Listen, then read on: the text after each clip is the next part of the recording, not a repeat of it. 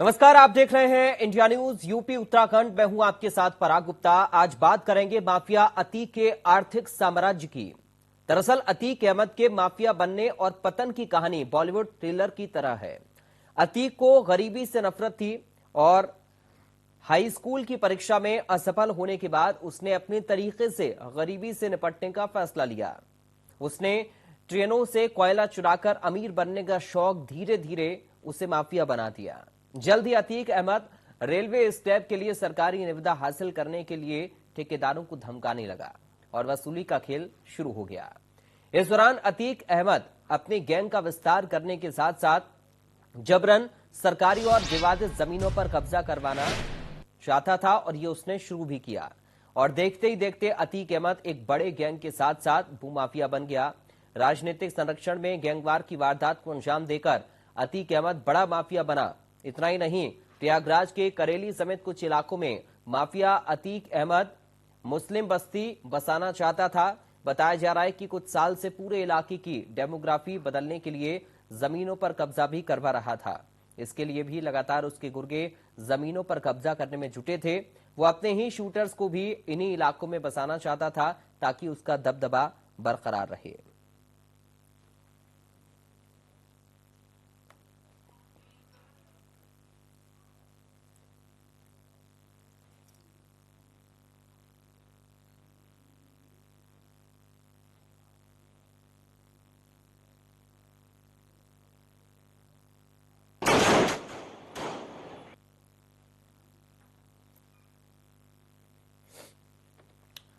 तो हमने आपको बताया कि कैसे अतीक माफिया बना और कैसे राजनीतिक संरक्षण में लगातार बड़ा होता चला गया और क्या प्लानिंग अतीक की चलती रही। लेकिन आखिरकार माफिया ढेर हो गया। और ये जो तस्वीर इस वक्त आपकी टीवी स्क्रीन पर है, ये दरअसल उस सीन का रिक्रिएशन है जब प्रयागराज में अतीक अहमद पर 3 हमलावरों ने गोलियां बरसाई। अब चूंकि इस पूरे मामले की जांच चल रही है, इसलिए इस पूरे सीन को रिक्रिएट करके देखा गया। रियल एस्टेट से जुड़े कारोबार में अतीक ने पैसा लगा रखा था और शाइस्ता परवीन जो उसकी पत्नी है, वो इस पूरे कारोबार को हैंडल कर रही है। इस तरह की जानकारी और शाइस्ता की तलाश में पुलिस जुटी भी हुई है। शाइस्ता के पकड़े जाने के बाद कई और बड़े खुलासे हो सकते हैं। जो राज अभी भी छिपे हुए हैं वो राज बाहर आ सकते हैं।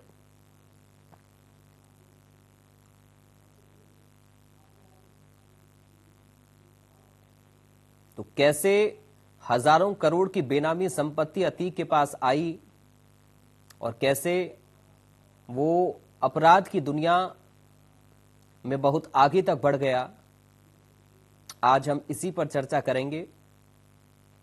और इंडिया न्यूज आपको लगातार पल पल की जानकारी और अपडेट इस पूरे केस से जुड़ा हुआ दे भी रहा है। गुड्डू मुस्लिम और शाइस्ता की तलाश तेज कर दी गई है और अतीक के हमलावरों से पूछताछ भी की जा रही है कि आखिर क्या मकसद रहा उनका इस वारदात को अंजाम देने का। ये तस्वीर आप देखिए, सीन रिक्रिएट किया गया है इस वारदात की गुत्थी को सुलझाने के लिए।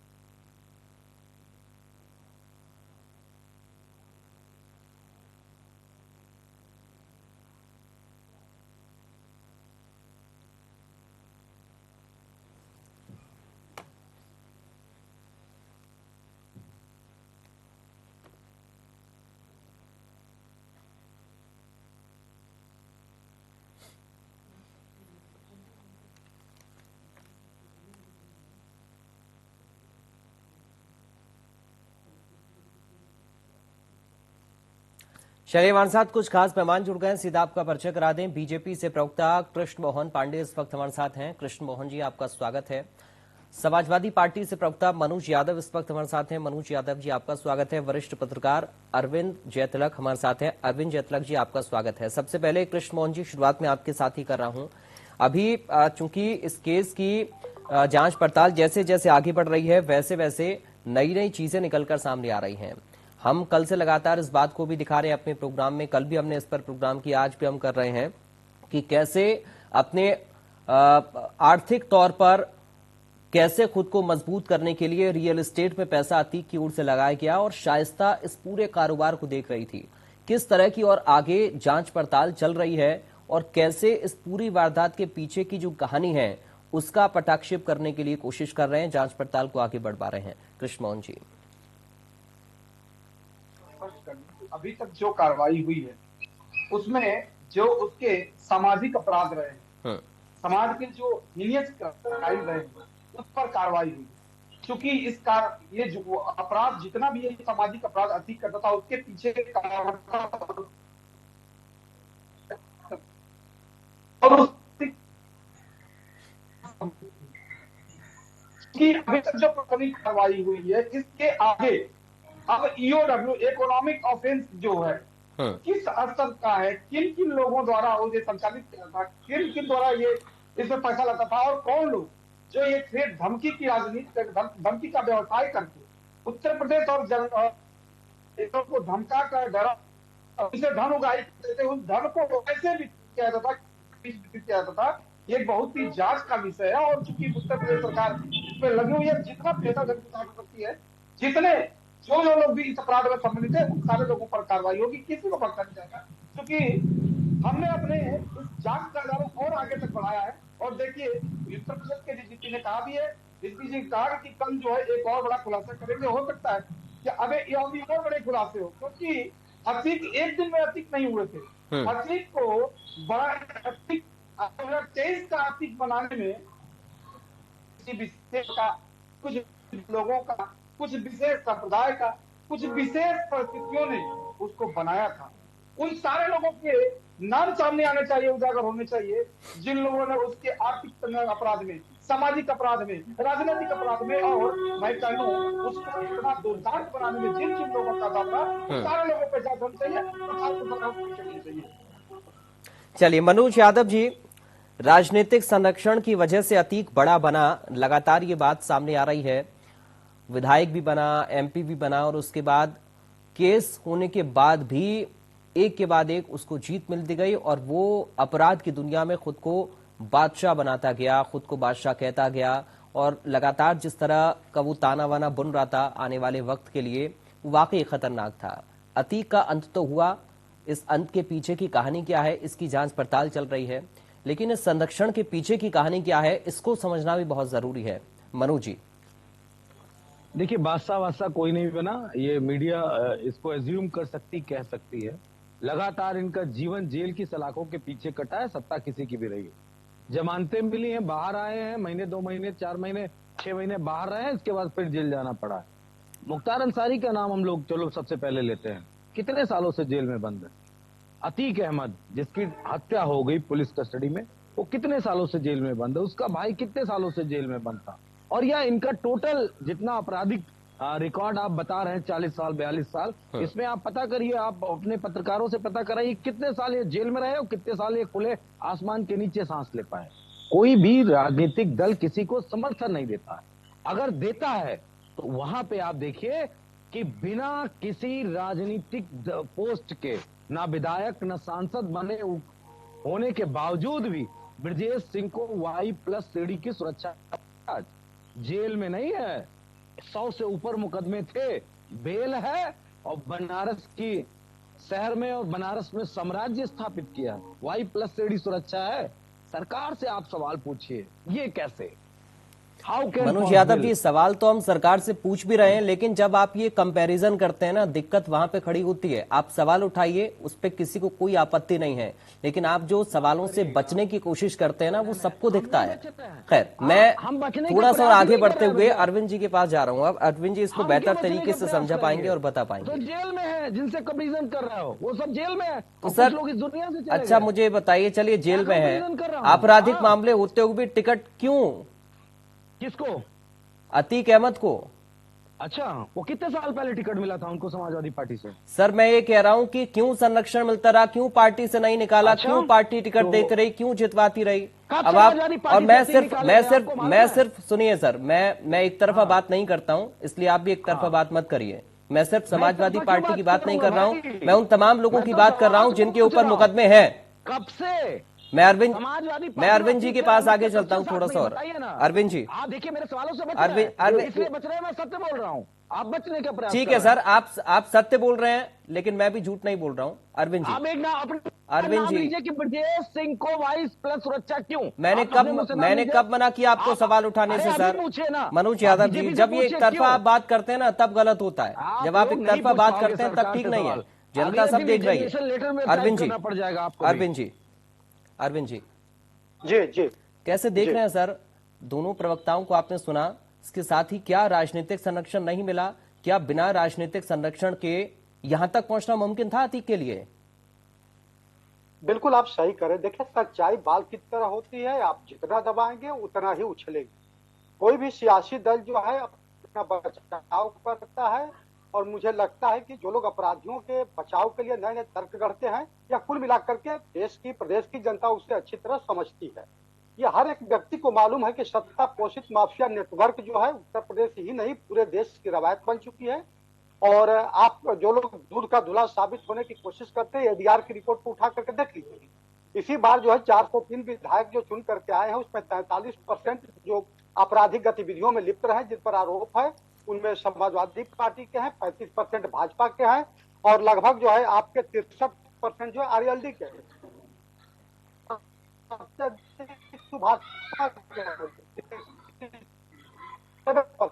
तो कम से कम ये कोई ना कहे कि नहीं हम अहमद हो, मुख्तार हो। क्या ये भारत के लोगों को, प्रदेश के लोगों को मालूम नहीं कि किस दल से यह चुनाव जीतते रहे हैं और किस दल में ये करोड़ बदलते रहे हैं? तो यह बेमानी है।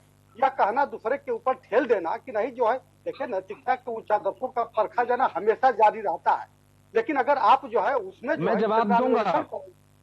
मनोज जी आऊंगा आपके पास, थोड़ा सा रुकिए प्लीज। हमारी पार्टी अच्छी है और हमारी पार्टी उनकी पार्टी बुरी है, तो इसमें रोशनी में कपड़े बदलते सभी रंगे हाथ पकड़े जा चुके हैं।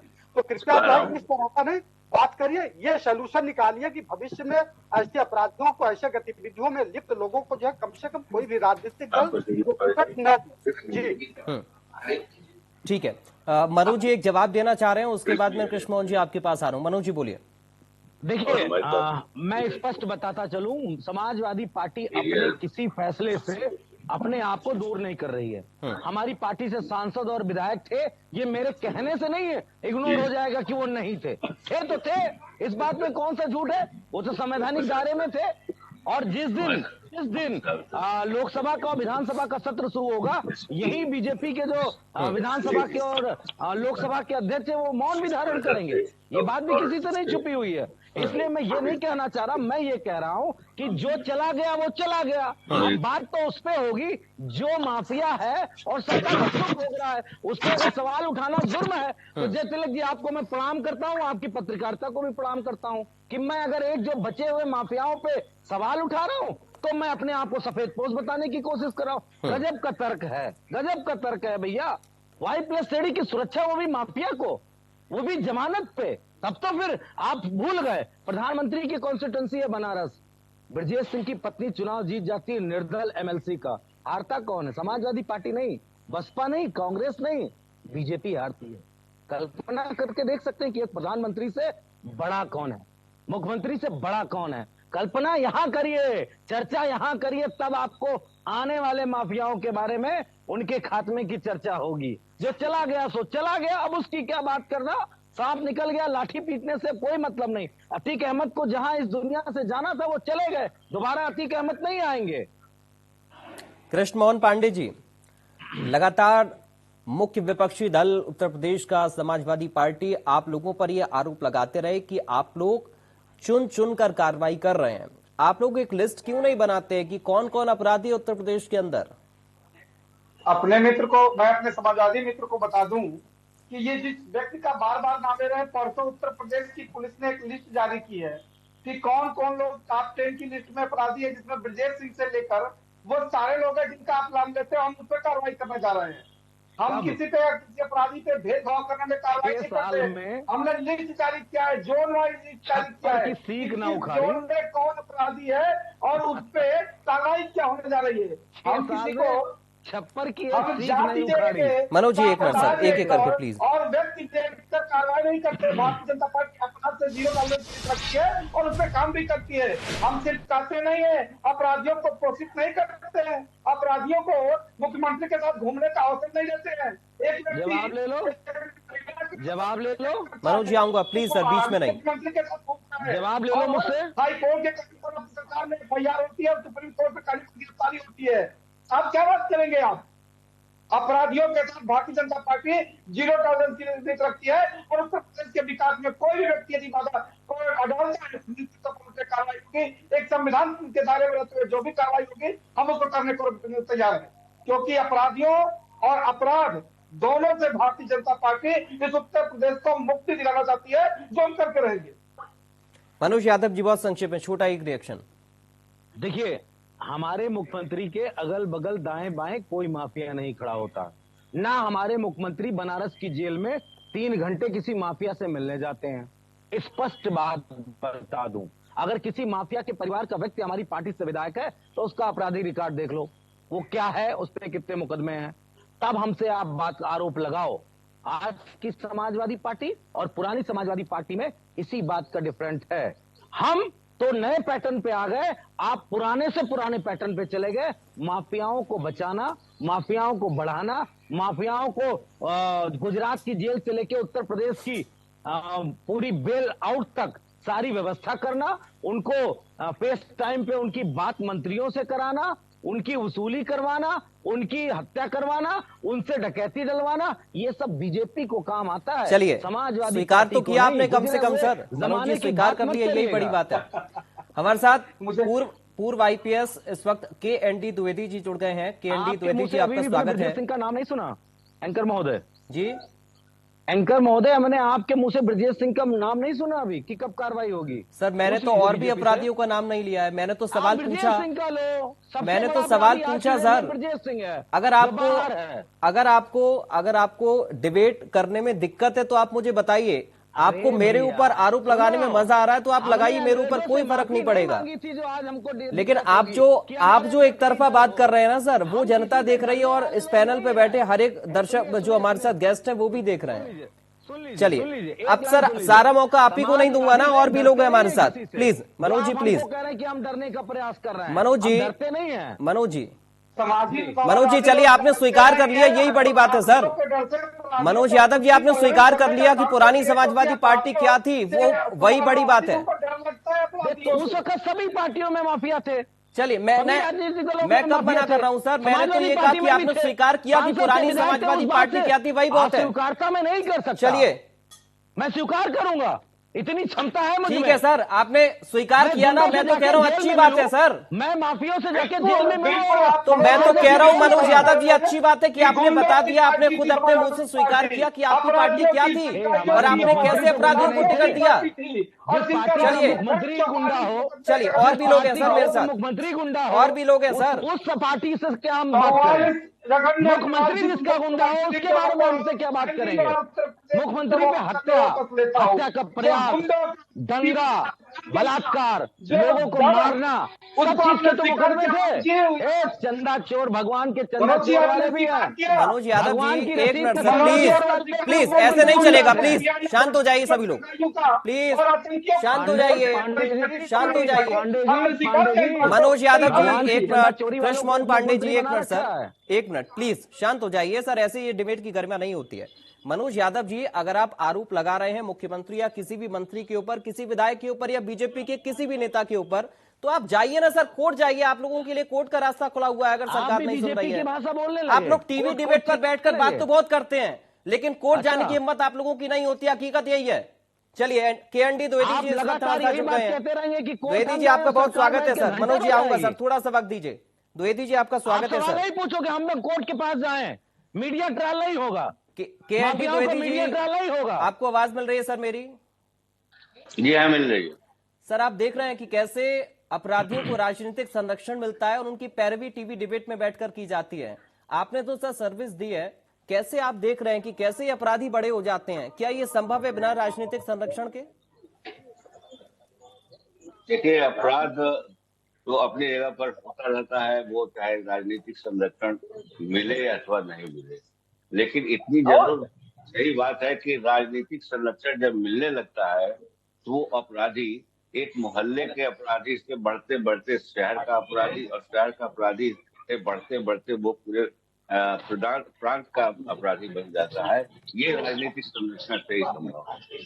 और मैं ये आपको अवगत कराना चाहूंगा, जहाँ तक पुलिस का सवाल है, पुलिस का एक्शन सबके खिलाफ होता है, रोक उसमें कोई होती नहीं है। रोक जो कुछ भी होती है वैधानिक रोक होती है, और समय का रोक होता है कि हमारे पास समय की उपलब्धता कितनी है, एक अपराधी के विरुद्ध कितना हम समय दे पा रहे हैं। एक ही अपराधी के पीछे पीछे लगे चले जाएंगे तो पूरा थाना का बाकी सारा कार्य रुक जाता है। इस वजह से कुछ ढिलाई आप समझते होंगे, वो पुलिस ढिलाई नहीं है, वो समय भाव की बात होती है। जिस समय हमारे पास कम रह जाता है, जितना हमारे पास समय होना चाहिए किसी अपराधी के पीछे, अपराधी तो बड़ी तेजी से भाग रहा है। वो थाने के अंदर तो रहता नहीं, थाने के इलाके में भी रहता है, लेकिन तुरंत भाग जाता है दूसरे थाने से पूरे शहर में भागता फिरता है, शहर से बाहर। अब वैसे तो एडवांस लिंकेज हो गया है, बहुत तेजी से पुलिस एक्शन करने की स्थिति में आ गई है, तो वो समय लगेगा। जो अपराधी पहले से चल रहे हैं उनका भी हिसाब समय अनुसार हो ही जाएगा। और राजपाल के किसी पार्टी विशेष की बात करने का, हमको पार्टी विशेष का कोई नहीं है। हमको तो पुलिस के एक्टिविटी, पुलिस के कार्यशैली के बारे में हमारा अपना तजुर्बा है, और हम जब ठान लेते हैं कि माफियाओं के विरुद्ध, अपराधियों के विरुद्ध, इस तरह के पर्टिकुलर अपराधियों के विरुद्ध कड़ी कार्रवाई होनी है, तो उसका पीछा करके कंप्लीट ही किया जाता है, उसको बीच में फिर छोड़ा नहीं जाता। अगर अभी इस समय प्रदेश के बहुत सारे माफिया, बहुत सारे चिन्हित माफिया हैं और उनकी सूची बनी हुई है, उनके खिलाफ कार्रवाई हो रही है और शुरू हो गई तो होगी, ये मैं अपना पूरा विश्वास है। मैं एक्टिव सर्विस में तो नहीं हूँ, लेकिन मैं ये महसूस करता रहता हूँ कि जो पुलिस का दबदबा चाहिए था वो दबदबा शुरू हो गया है, और इसमें कोई पक्षपात की कोई बात नहीं है, किसी पार्टी विशेष के खिलाफ कार्रवाई की बात नहीं, सिर्फ अपराधियों के खिलाफ, माफियाओं के खिलाफ कार्रवाई हो रही है।